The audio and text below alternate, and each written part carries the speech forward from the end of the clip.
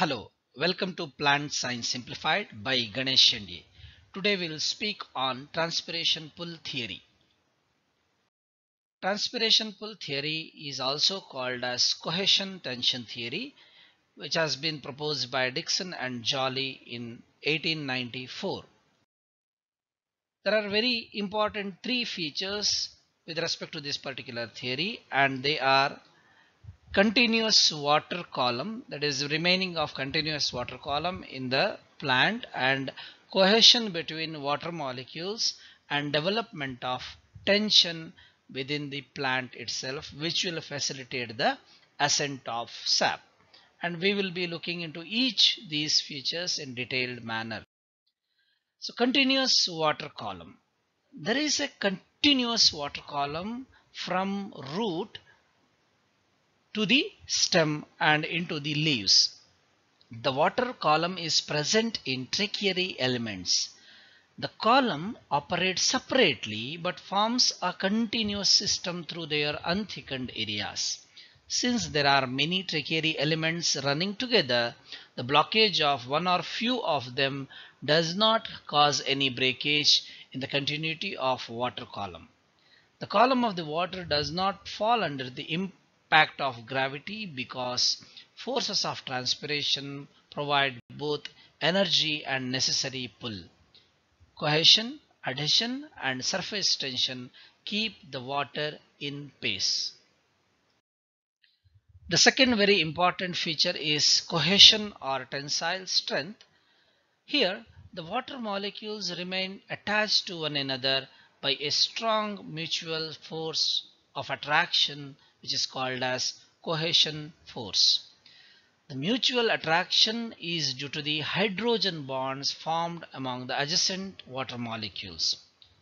On account of cohesion force, the water column can bear a tension or pull of up to 100 atmospheres. Therefore, the cohesion force is also called as tensile strength.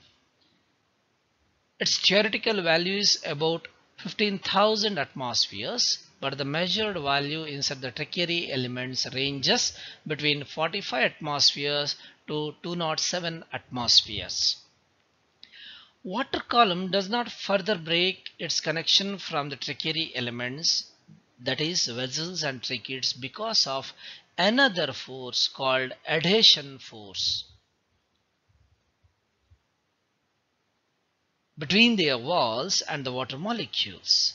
Water molecules are attracted to one another more than the water molecules in the gaseous state, and it produces the surface tension that accounts for high capillarity through tracheids and vessels. The third important feature is development of transpiration pull. So intercellular spaces present amongst mesophyll cells of the leaves are always saturated with water vapors. The latter comes from the wet walls of mesophyll cells. The intercellular spaces of mesophyll are connected to the outside air through stomata. Outside air is seldom saturated with water vapors. It has a lower water potential than the moist air present inside the leaf. Therefore, water vapors diffuse out of the leaves. The mesophyll cells continue to lose the water to the intercellular spaces. As a result, curvature of meniscus holding water increases, resulting in increase in surface tension and decrease in water potential, sometimes to minus 30 bars.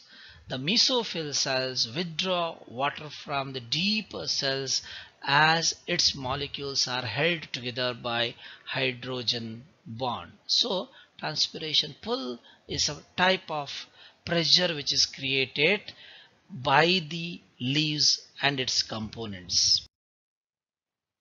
So by transpiration, water evaporates from the intercellular spaces of the leaves to the outer atmosphere through the stomata. More water is released into the intercellular spaces, and from the mesophyll cells. In turn, mesophyll cells draw water from the xylem of the leaf. This tension created is transmitted downwards to the water in the xylem of roots through the xylem of stem. As the tension develops due to the transpiration, it is also called as transpiration pull. Here the water is pulled upward in the form of a continuous unbroken water column to reach the top of plant like a rope.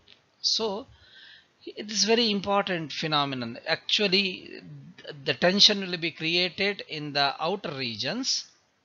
Tension will be created in the top regions of the plant, but that tension will be travels downwards and it will be responsible for all the activities. That means absorption of water, ascent of sap, then transpiration as such. So transpiration is a very important phenomenon to understand the ascent of sap. That means from the lower regions to the higher regions, that is upward movement of water.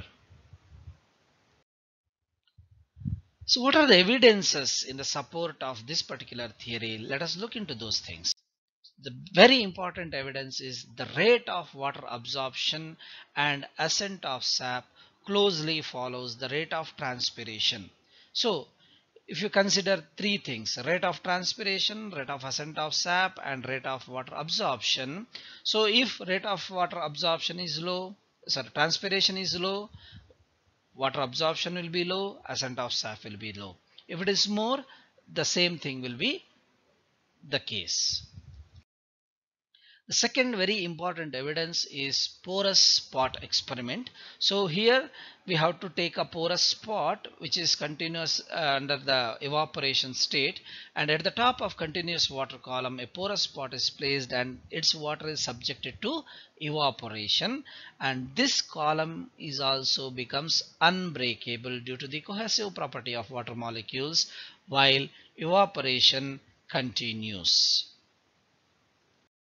The third important evidence is chute attached to the tube having water and dipping in a beaker having mercury. Mercury is said to be the heaviest liquid, as we know that, but it can also cause the movement of mercury into the tube, showing the transpiration pull. So that much pressure is created. So rise in the level of mercury is one more evidence in support of transpiration pull.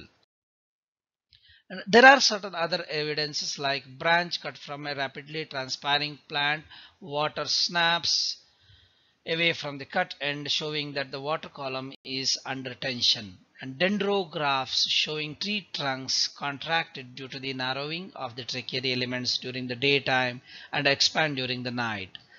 The third evidence is the maximum tension observed in the water column is 10 to 20 atmospheres, but it can pull the water to the top of tallest trees up to 130 meters in the height.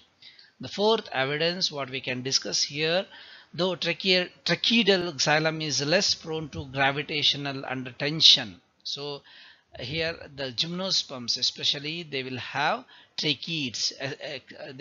They won't be having trachea, but they are less prone to gravitation under tension. Therefore most of the tall trees of the world are redwoods and conifers, so that is become advantages for them. But there are certain objections to this particular theory also, and to name objections, the main objection is air bubbles present in the conducting channels will break the continuity of water column. This is the major disadvantage of that particular theory. And variation of temperature during day and night, there are fair chances of gas bubbles entering into the water columns.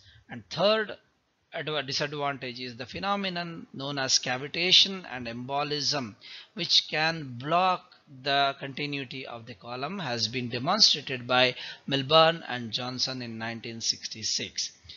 With this, I hope this particular talk was helpful for you and we have understood best part of the ascent of sap. Thank you.